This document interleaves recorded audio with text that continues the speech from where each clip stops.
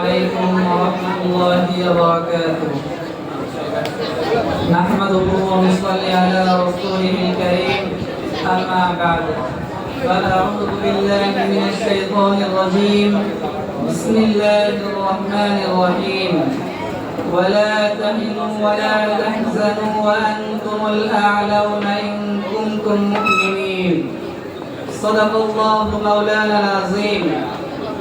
وقال رسول الله صلى الله عليه وسلم: الكفر ملة واحدة. وقال عليه الصلاة والسلام أيضا: من تشبه بقوم فهو منهم، أو كما قال عليه الصلاة والسلام.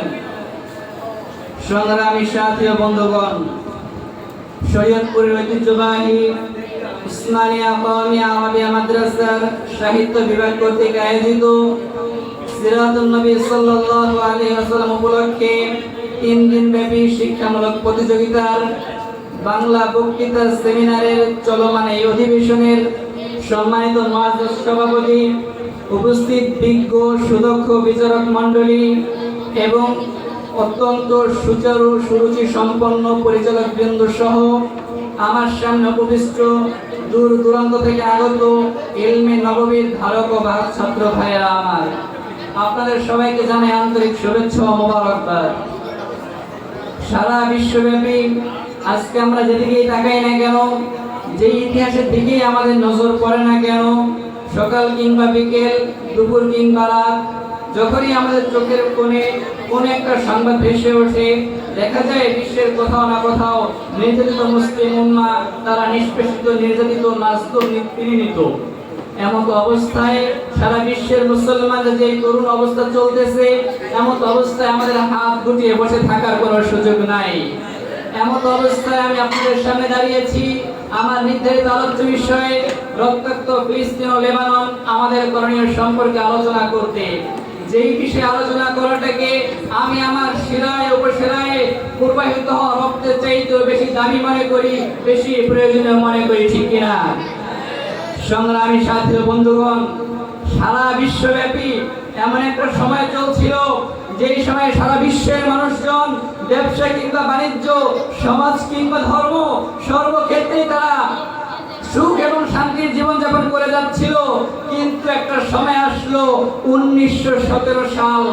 এই সালটা সারা বিশ্বের জন্য একটা ভয়াবহ ইতিহাস সৃষ্টি করে দিল, যার শুরুটা কিভাবে হলো আপনাদেরকে আমি বলতে চাই। 1917 সালে ইউরোপ কান্ট্রির মধ্যে অবস্থান করত সারা বিশ্বের অন্যতম নিকৃষ্ট জাতি ইহুদি জাতি। তারা সেইখানে একটা পর্যায়ে শয়তানের প্ররোচনা পেয়ে ইউরোপিয়ানদের সাথে তারা বিভিন্ন বিষয়ে, বিভিন্ন ক্ষেত্রে তারা বাক বিতণ্ডা এবং সামরিক যুদ্ধে তারা লিপ্ত হয়ে গেল। একটা পর্যায়ে ইউরোপিয়ান সভ্যতা যখন এই ইহুদিদের এই বেয়াদবিকে, এই আন্দোলনগুলোকে, এই পরিষ্কারতাকে তারা বরদাস্ত করতে পারলো না, ওই সময় তারা লাঠি দিয়ে এই ইহুদিদেরকে ইউরোপ কান্ট্রিগুলো থেকে বের করে নেয়। ইউরোপ কান্ট্রি থেকে লাঠি গুঁতা খেয়ে যখন সারা বিশ্বে ভবঘুরের ন্যায়, ক্ষুধার্ত কুকুরের ন্যায় তারা চলাফেরা করতেছিল, একবার এই দেশে থাকে তো আরেক দেশে থাকে, রাত এক দেশে কাটায় তো সকাল আরেক দেশের বর্ডারে গিয়ে তাকায়, তখন আমরা মুসলিম জাতি, আমাদের উদার মন, আমরা তাদেরকে স্থান দিলাম আমাদের পবিত্র ভূমি বাইতুল মাকদিসের প্রাণকেন্দ্র, নবীদের বরেণ্য ভূমি বাইতুল মাকদিসের আশপাশের এলাকা, অর্থাৎ এক কথায় ফিলিস্তিন রাষ্ট্র। এই রাষ্ট্রের একটা অংশ আমরা তাদেরকে দিলাম, তোমরা এখানে থাকো, বসবাস করো। কিন্তু তারা কি করলো?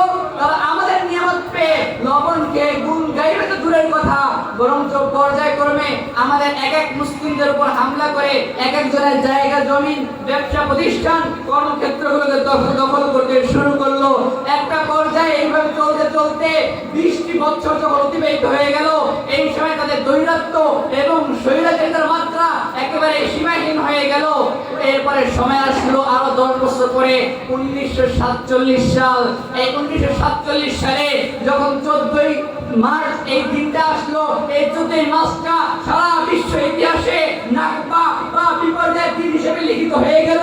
এই দিন থেকেই সারা বিশ্বের কলঙ্কের সবচেয়ে ভয়ানক ইতিহাস রচিত হয়ে গেছে। এই 14ই মার্চ সারা বিশ্বের কুফরুল মিল্লাতুল ওয়াহিদা, এই সমৃদ্ধ কুফরি শক্তিরা ওই ইসরায়েলের ইহুদিদেরকে ফিলিস্তিন সহ রাষ্ট্র বলে ঘোষণা প্রদান করে।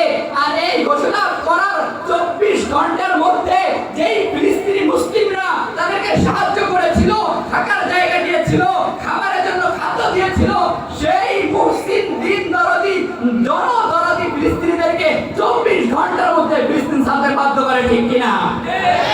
সেখান থেকে যখন তাদেরকে বিতাড়িত করা হলো, তখন তাদের থেকে প্রায় 1 লক্ষ মানুষ চলে গেল লেবাননে। এই হিসাবে তাদের প্রথম শত্রু হয়ে দাঁড়িয়েছিল ফিলিস্তিন, আর শত্রু নাম্বার 2 হয়ে দাঁড়িয়েছিল লেবানন। কেন লেবাননকে তোমরা কেন সাহায্য করলা? এই দুইটা দেশকে তখন তারা কেন্দ্র করে বারংবার হামলা শুরু করলো। একের পর এক বিপর্যস্ত হামলায় ফিলিস্তিনের মধ্যে হাজারো মানুষকে ধ্বংস করে দিল। কিছুদিন আগে ইউক্রেন যুদ্ধে 2 বছরে যে পরিমাণ মানুষ মারা গিয়েছে, একমাত্র গাজার ফিলিস্তিনের মধ্যে আর গাজার মধ্যে 1 মাসে প্রায় 10,000 মানুষকে শহীদ করে দিয়েছে কুখ্যাত ইসরায়েলি বাহিনী, ইহুদি বাহিনী। এরপর আমরা তাকাই লেবাননের দিকে।